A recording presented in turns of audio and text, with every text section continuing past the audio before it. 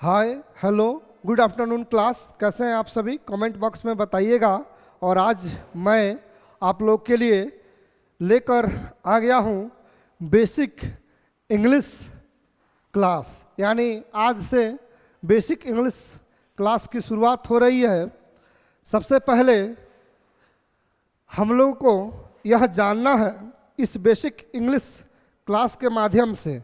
सबसे पहले देखिए, यह जो क्लास है सभी दोस्तों के लिए, सभी साथी के लिए, सभी स्टूडेंट के लिए उपयोगी है, क्योंकि यह इंग्लिश का बेसिक क्लास है। यानी जितना एकदम जो बेसिक होता है ना, उस बेसिक क्लास से बेस से मैं शुरू कर रहा हूँ इंग्लिश। सबसे पहले आप लोग को पहला क्वेश्चन है, व्हाट इज इंग्लिश, यानी इंग्लिश होता क्या है, यानी व्हाट इज इंग्लिश। सबसे पहले बताइए, सबसे पहले आप बताइए, सोचिए कि आखिर इंग्लिश होता क्या है, यानी व्हाट इज इंग्लिश। मान लीजिए कोई आपसे पूछे कि व्हाट इज इंग्लिश, इंग्लिश क्या होता है, तो आप क्या बताइएगा? आप इसका आंसर क्या दीजिएगा? कमेंट बॉक्स में बताइए, व्हाट इज इंग्लिश, आप इसका आंसर क्या दीजिएगा? तो देखिए, English is an international language और ग्लोबल लैंग्वेज। यानी इंग्लिश जो है यह क्या है? तो इंग्लिश एक इंटरनेशनल लैंग्वेज है और ग्लोबल लैंग्वेज है। थोड़ा सा आइए हम लोग समझते हैं कि what is the difference between subject and language. ये बताइए, आप हिंदी पढ़ते हैं तो ये बताइए हिंदी क्या है? हिंदी लैंग्वेज है या सब्जेक्ट है? हिंदी जो है वह लैंग्वेज है या सब्जेक्ट है? आप इंग्लिश पढ़ते हैं, बताइए इंग्लिश जो है वह लैंग्वेज है या सब्जेक्ट है? आप मैथ पढ़ते हैं, बताइए मैथ सब्जेक्ट है या लैंग्वेज है? साइंस, साइंस में बताइए या लैंग्वेज है या सब्जेक्ट है? आपको बताना है कि इसमें से कौन सा सब्जेक्ट है और कौन लैंग्वेज है। तो देखिए लैंग्वेज पहचान, देखिए लैंग्वेज का क्या होता है? व्याकरण होता है। दूसरी चीज देखिए, जैसे जैसे जगह बदलेगा वैसे वैसे क्या होता है? लैंग्वेज में चेंजेस आते हैं, टोन्स बदलता है। जैसे मान लीजिए जैसा भोजपुरी बेतिया के लोग बोलते हैं, क्या ऐसा ही भोजपुरी मुजफ्फरपुर के भी लोग बोलते हैं? क्या वैसा ही भोजपुरी उत्तर प्रदेश में भी बोला जाता है? बोलता सब कोई भोजपुरी ही है, बोलता सब कोई हिंदी ही है, लेकिन क्या होता है? टोन्स में अंतर होता है। यानी सबसे पहले लैंग्वेज के पास अपना क्या होता है? व्याकरण होता है, ग्रामर होता है। उसके बाद देखिए जगह जैसे जैसे चेंज होता है वैसे वैसे लैंग्वेज के टोन्स में अंतर होता है। लेकिन ये बताइए मैथ में कोई अंतर आएगा क्या? ऐसी बात थोड़ी है कि केवल बेतिया में ही 2+2 को 4 पढ़ाया जाता है, मुजफ्फरपुर में दूसरा कुछ पढ़ाया जाएगा। ऐसी बात थोड़ी है कि बिहार में 2+2 4 पढ़ाया जाता है और उत्तर प्रदेश में 2+2 6 तो नहीं ना पढ़ाया जाता है, यानी सेम ही पढ़ाया जाता है। यानी जो समय जगह बदलता है और इसमें चेंजेस आते हैं वह क्या होता है? लैंग्वेज होता है। लेकिन सब्जेक्ट में कोई चेंजेस नहीं आते हैं। तो हिंदी हो गया, इंग्लिश हो गया, संस्कृत हो गया, उर्दू हो गया, यह सभी क्या होते हैं? यह सभी लैंग्वेज होते हैं। तो इंग्लिश भी क्या है? एक लैंग्वेज है। लेकिन इंग्लिश क्या है? इंटरनेशनल लैंग्वेज है, ग्लोबल लैंग्वेज है। इंटरनेशनल लैंग्वेज या ग्लोबल लैंग्वेज इसे इसलिए बोला जाता है क्योंकि जितने भी विदेश में, देश हो या विदेश हो, लगभग सभी जगह क्या है? इंग्लिश का प्रचलन है, इंग्लिश को बोला जाता है, सुना जाता है, समझा जाता है। इसीलिए इसको ग्लोबल लैंग्वेज का दर्जा मिला हुआ है। इसीलिए इंग्लिश को इंटरनेशनल लैंग्वेज या ग्लोबल लैंग्वेज बोला जाता है। यानी आपको समझ में आ गया कि इंग्लिश क्या है? तो यह एक लैंग्वेज है। और कैसा लैंग्वेज है? तो यह इंटरनेशनल लैंग्वेज है और ग्लोबल लैंग्वेज होता है। साथ ही साथ आप ये भी समझे कि लैंग्वेज और सब्जेक्ट में अंतर क्या होता है, लैंग्वेज और सब्जेक्ट में अंतर क्या होता है। उसके बाद देखिए, इंग्लिश 2 भागों में मुख्य रूप से हम लोग पढ़ते हैं। एक क्या होता है? एक क्या होता है? तो एक लिटरेचर होता है और दूसरा क्या होता है? ग्रामर होता है। लिटरेचर होता है और ग्रामर होता है। आप लोग जरा ध्यान दीजिएगा, ग्रामर यहाँ पे ए होगा, ए होगा, ठीक है। ग्रामर का स्पेलिंग क्या होता है? तो GRAMMAR,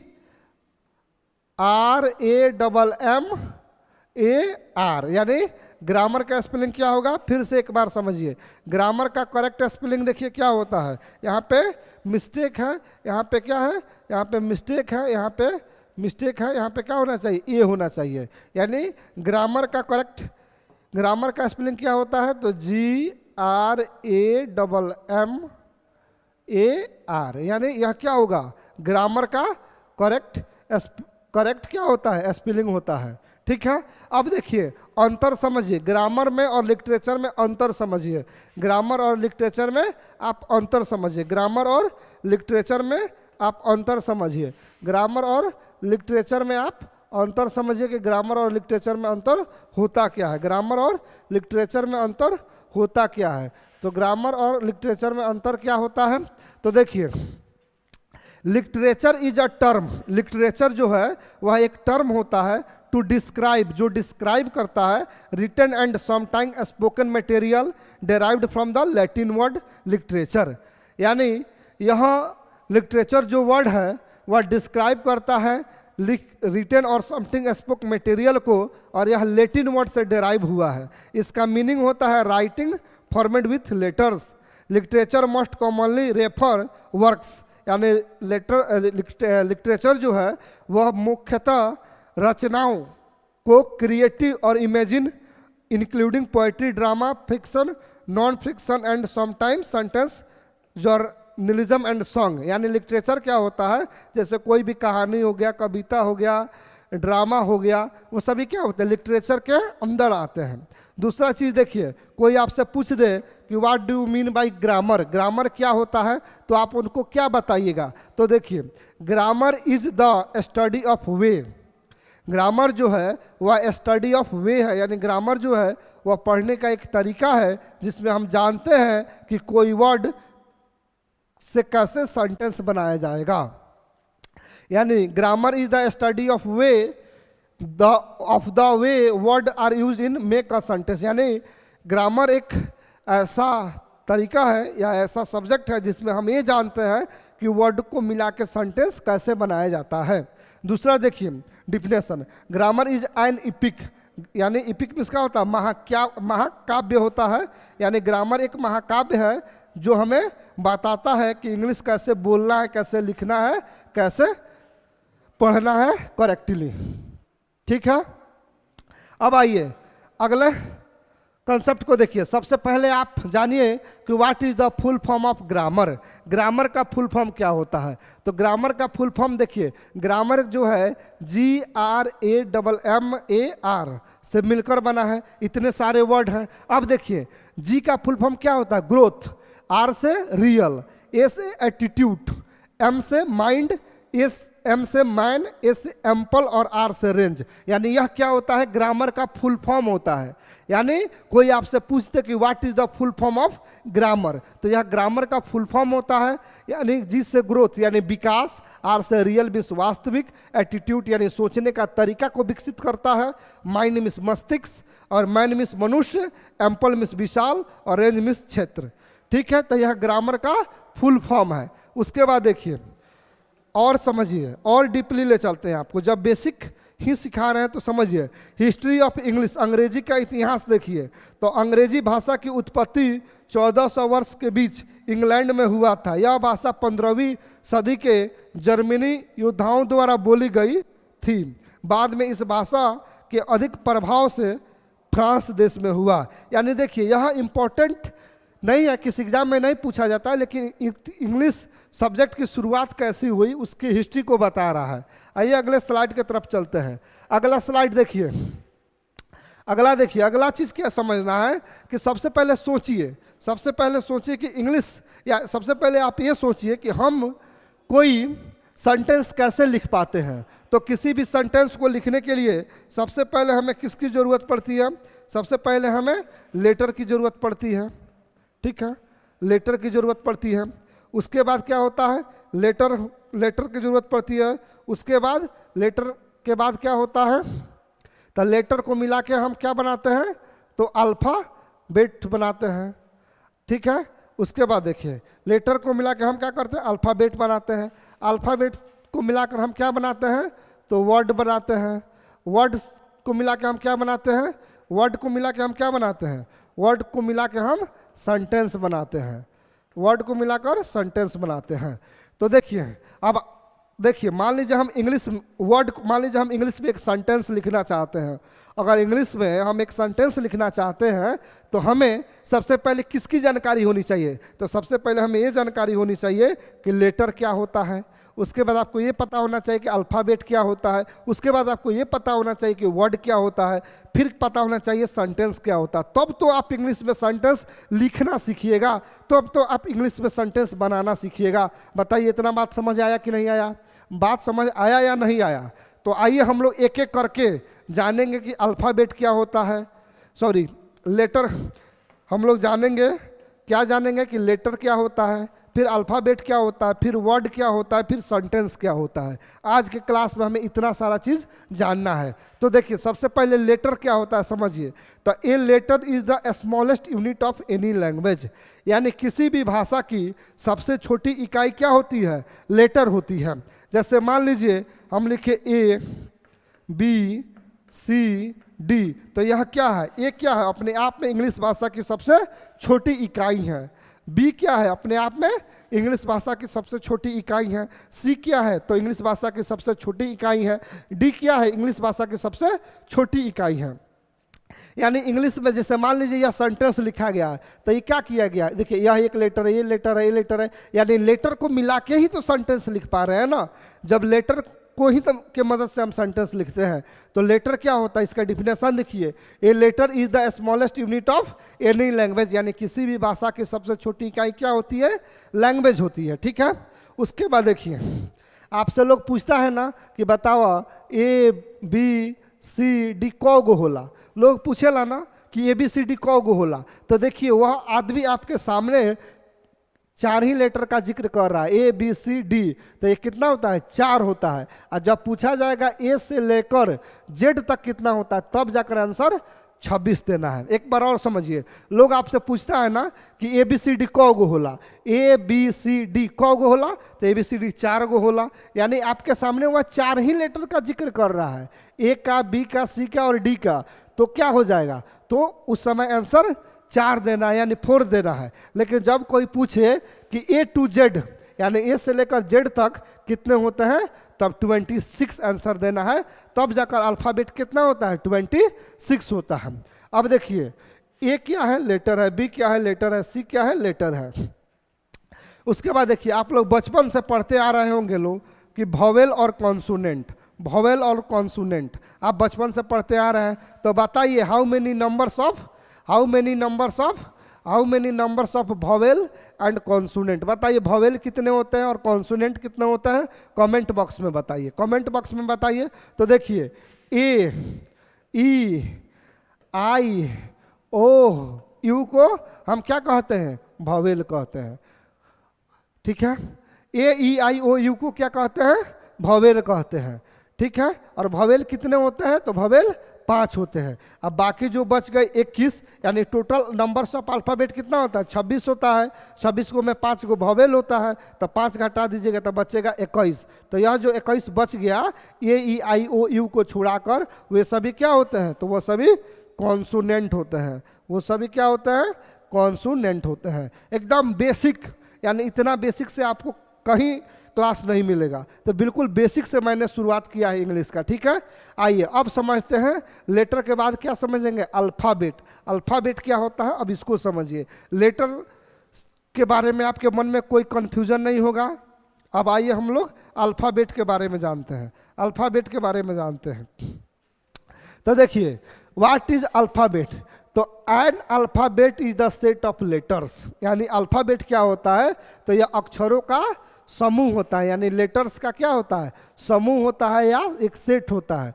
usually based on fix order, यानी यहाँ क्या होता है? यह फिक्स ऑर्डर पर बेस होता है। जैसे मान लीजिए A B C D fix है ना, कि ए के बाद बी आएगा, बी के बाद सी आएगा, सी के बाद डी आएगा, डी के बाद ई आएगा। ये बताइए हम लिखने लगे ए, फिर लिखे सी, फिर लिखे डी, फिर लिखे जी, तो बताइए अल्फ़ाबेट माना जाएगा? या अल्फ़ाबेट नहीं माना जाएगा। इसलिए नहीं माना जाएगा कि अल्फ़ाबेट क्या होता है कि वह लेटर का जो सेट का जो फिक्स हुआ का ऑर्डर फिक्स है, इसलिए यह क्या होता है? एक ऑर्डर से चलेगा तभी जाकर क्या होगा? यह अल्फ़ाबेट कहलाएगा। लेकिन हम अगर इसको आगे पीछे लिखे ऑर्डर सीक्वेंस को फॉलो ना करें तो वह अल्फ़ाबेट नहीं कहलाएगा। कह रहा है which is use for writing the word, यानी अल्फाबेट का प्रयोग हम क्यों करते हैं, what is why are you use alphabet in English. तो हम इंग्लिश के वर्ड को लिखने के लिए क्या करते हैं, अल्फाबेट्स का प्रयोग करते हैं, और यह पार्टिकुलर लैंग्वेज और ग्रुप ऑफ लैंग्वेज में इसका प्रयोग होता है। उसके बाद देखिए आप समझिए कि number of letter is 26, not a number of alphabet. यानी अब आपसे अगर कोई पूछे कि बताइए how many numbers of alphabet, यानी अल्फाबेट कितने होते हैं, तो देखिए अल्फाबेट कितने नहीं, देखिए अल्फाबेट में लेटर की संख्या 26 होती है, ना कि अल्फाबेट 26 होता है। इस लाइन को समझिएगा कि अल्फाबेट में लेटर्स कितने होते हैं, 26 होते हैं, ना कि अल्फाबेट 26 होते हैं। तो निश्चित ही आपको अल्फाबेट यानी अल्फाबेट और लेटर में अंतर समझ में आया होगा। आइए हम अगले क्लास की तरफ चलते हैं। अगला कॉन्सेप्ट समझिए। अगला कॉन्सेप्ट ये समझना है कि व्हाट इज वर्ड, वर्ड क्या होता है। तो देखिए the letter or group of letter that express particular meaning are called word, या word is the collection of letter that give meaningful sound. यानी शब्द क्या होता है, तो शब्द जो होता है ना वह लेटर का क्या होता है, ग्रुप होता है, और वैसा ग्रुप होता है जिसका कोई मीनिंग निकलता हो। जैसे मान लीजिए कि यहाँ पे हमें लिखना है READ, ठीक है। बताइए इसमें कितने लेटर यूज हुए हैं, तो 1 2 3 4, यानी 4 लेटर इसमें यूज हुए हैं। फिर देखिए हम लिख दें DAER, तो इसमें भी क्या हुए हैं, इसमें भी 4 लेटर यूज हुए हैं, और जो लेटर यहाँ यूज हुए हैं वही लेटर यहाँ भी यूज हुए हैं, वही लेटर क्या हुए यहाँ भी यूज हुए हैं। तो बताइए इसमें से कौन वर्ड है और कौन वर्ड नहीं है, कौन वर्ड है और कौन वर्ड नहीं है, आपको कमेंट बॉक्स में बताना है। कमेंट बॉक्स में आप बताइए कौन वर्ड है कौन वर्ड नहीं है। तो देखिए रीड, रीड मीन्स क्या होता है, पढ़ना, तो इसका क्या है, मीनिंगफुल है, यानी यह मीनिंग दे रहा है, तो यह क्या है, वर्ड है। लेकिन यह क्या है, मीनिंगलेस है, यह क्या है, मीनिंग लेस है, यानी इसका कोई अर्थ नहीं निकल रहा है, तो यह क्या है, वर्ड नहीं है, और यह क्या है, वर्ड है। तो आप वर्ड भी समझ गए। अब आइए यह, अब आइए हम लोग सेंटेंस को समझते हैं। सेंटेंस को समझिए, सेंटेंस क्या होता है। तो देखिए सबसे पहले सेंटेंस क्या होता है, तो it is the group of word. Sentence क्या होता है, ग्रुप का, वर्ड का क्या होता है, ग्रुप होता है, यानी समूह होता है। उसके बाद क्या होता है, इसमें सब्जेक्ट भी होता है, वर्ब का कॉम्बिनेशन होता है, यानी सेंटेंस में क्या होता है, सब्जेक्ट और वर्ब का कॉम्बिनेशन होता है। और सेंटेंस का क्या शर्त है कि यह मीनिंगफुल सेंस देता हो। जैसे देखिए लिखा है इफ ही कम, यानी यहाँ से यहाँ तक क्या है, एक सेंटेंस है, और आई विल हेल्प हिम, यहाँ भी एक सेंटेंस है। देखिए यहाँ भी सब्जेक्ट वर्ब है, यहाँ भी सब्जेक्ट वर्ब और मेन वर्ब है, तो यह क्या है, एक सेंटेंस है, यानी वाक्य में 2 या 2 से अधिक। उसके बाद देखिए सेंटेंस समझ गए। सेंटेंस क्या होता है, तो सेंटेंस जो होता है शब्दों का समूह होता है, इसमें क्या होता है, तो सब्जेक्ट वर्ब का कॉम्बिनेशन होता है, और यह कंप्लीट मीनिंग देता है। आइए एक एग्जांपल से समझते हैं। मैं यहाँ लिखूं Neha is a beautiful girl. बताइए इस सेंटेंस में कितने वर्ड यूज हुए हैं, तो 1 2 3 और 4, और एक आर्टिकल यूज हुआ है। लगभग समझिए कि 4 वर्ड क्या हुए हैं, 4 वर्ड यूज हुए हैं, 4 वर्ड यूज हुए हैं। और फिर मान लीजिए मैं यहाँ लिखूं girl beautiful A is Neha. देखिए जो जो सेंटेंस ऊपर में यूज हुआ है वही जो वर्ड ऊपर में यूज हुआ है सेम वही वर्ड नीचे भी यूज हुआ है, लेकिन इसको हम लोग सेंटेंस कहेंगे और इसको सेंटेंस नहीं कहेंगे। क्यों नहीं कहेंगे, तो क्योंकि इसका अर्थ निकल रहा है कि नेहा जो एक सुंदर लड़की है, लेकिन यह क्या है, मीनिंगलेस है। यह क्या है, मीनिंगलेस है। तो देखिए सेंटेंस क्या होता है, तो शब्दों का वैसा समूह होता है, यानी ग्रुप ऑफ वर्ड, ऐसा ग्रुप ऑफ वर्ड होता है जिसके पास सब्जेक्ट और वर्ब का कॉम्बिनेशन होता है, और वह क्या होता है, कंप्लीट मीनिंग देता है। अब देखिए आप लेटर, आप क्या क्या समझ गए, तो लेटर समझ गए, उसके बाद आप अल्फ़ाबेट समझ गए, उसके बाद आप वर्ड समझ गए, और वर्ड के बाद आप सेंटेंस समझ गए। आप वर्ड के बाद क्या समझ गए? सेंटेंस समझ गए। अब आइए थोड़ा सा आप क्लॉज और फ्रेज को भी समझिए। तो देखिए, what do you mean by phrase? Phrase क्या होता है? तो फ्रेज क्या होता है? It is the group of word, यानी फ्रेज जो होता है वह शब्दों का समूह होता है। इसके पास कोई सब्जेक्ट नहीं होता है और ना ही इसके पास वर्ब का कोई कॉम्बिनेशन होता है, और it does not give complete sense, और फ्रेज से कोई कंप्लीट सेंस भी नहीं निकलता है। जैसे देखिए, द केक विथ चेरीज, इसका कोई कंप्लीट सेंस है ही नहीं। ऑन द टेबल क्या है? यह फ्रेज है, यह क्या है? इसका कोई कंप्लीट सेंस ही नहीं है। ठीक है, तो यह होता है फ्रेज। उसके बाद समझिए क्लॉज क्या होता है। तो क्लॉज क्या होता है? तो it is the group of word. Clause क्या होता है? तो यह शब्दों का समूह होता है। उसके बाद देखिए, सब्जेक्ट वर्ब का कॉम्बिनेशन होता है। और देखिए, जहाँ फ्रेज जो है वह कंप्लीट सेंस नहीं देता है, लेकिन क्लॉज जो है कंप्लीट सेंस देता है। दे भी सकता है और नहीं भी दे सकता है। क्लॉज जो होता है वह कंप्लीट सेंस दे भी सकता है और नहीं भी दे सकता है। तो फ्रेज और क्लॉज भी आप समझ गए। ठीक है, उसके बाद आइए, there are two type of clause. Clause जो होते हैं वह दो तरह के होते हैं। एक होता है डिपेंडेंट क्लॉज, दूसरा होता है इंडिपेंडेंट क्लॉज। डिपेंडेंट क्लॉज जो होते हैं वह कंप्लीट सेंस नहीं देते हैं, जबकि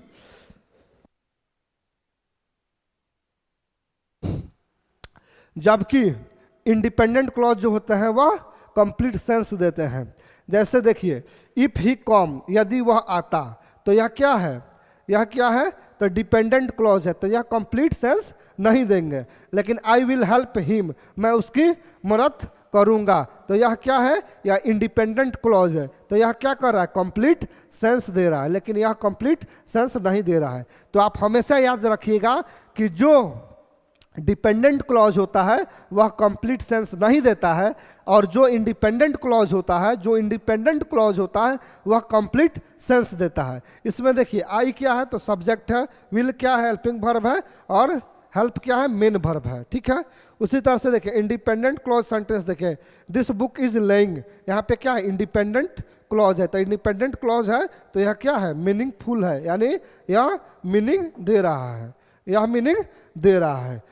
तो इसी के साथ देखिए, यहाँ पे देखिए लिखा है, his brother helped me but I could not score good marks in exam. यहाँ देखिए सब्जेक्ट और वर्ब है, तो यह क्या है? यह क्लॉज है। यहाँ पर भी सब्जेक्ट है, यहाँ पर भी वर्ब है, तो यह क्या है? क्लॉज है। तो क्लॉज कैसे पहचानना है? तो जब सब्जेक्ट और वर्ब मिल जाएगा वो क्या होगा? क्लॉज होगा। यहाँ देखिए सब्जेक्ट भी है और वर्ब भी है, तो यह क्या है? क्लॉज है। यहाँ पे ही है, कंप्लीट है, तो यह क्या है? क्लॉज है। लेकिन ही कंप्लीट, उसने क्या कंप्लीट किया? असाइनमेंट। तो यह बताइए, जब तक यह क्या है? डिपेंडेंट क्लॉज है, यह मीनिंग नहीं दे रहा है। लेकिन आई विल वेट हियर, मैं उसका इंतजार यहाँ करूँगा, तो यहाँ पे क्या है? यह इंडिपेंडेंट क्लॉज है, तो यह क्या कर रहा है? मीनिंग दे रहा है, और यह मीनिंग नहीं दे रहा है। तो देखिए, आज के क्लास में हम लोग क्या क्या सीखे, आइए एक बार समझ लें। तो हम, यह जो क्लास था इंग्लिश का बेसिक क्लास था। बेसिक क्लास में आप क्या समझे? तो लेटर क्या होता है आप ये समझे। उसके बाद क्या समझे आप? अल्फ़ाबेट के बारे में समझे, अल्फ़ाबेट क्या होता है इसके बारे में जाने।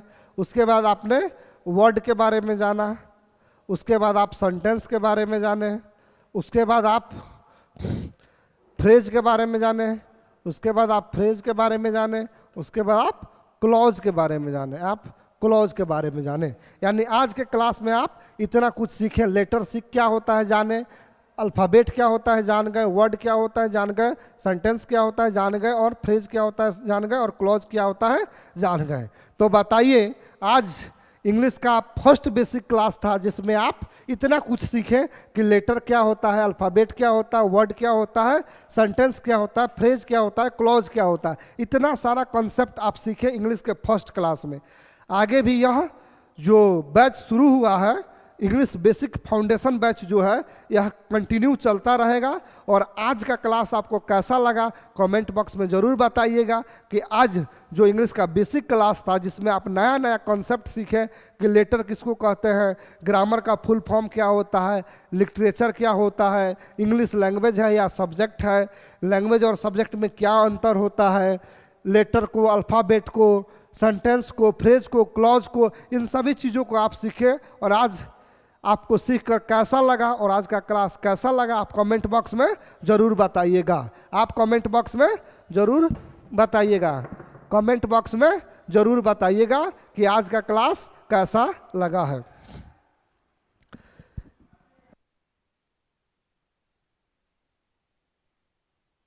तो मैं कमेंट बॉक्स में आपके कमेंट का इंतज़ार करूंगा। आप लोग ज़रूर बताइएगा कि आज का क्लास आप सभी को कैसा लगा और आज का क्लास से जो भी जानकारी मिला, जो भी चीज़ सीखे, आपको कैसा लगा, अच्छा लगा या कहाँ क्या दिक्कत है और क्या सीखना है, सभी चीज़ों को कमेंट बॉक्स में बताइएगा। आज के लिए इतना ही, थैंक यू।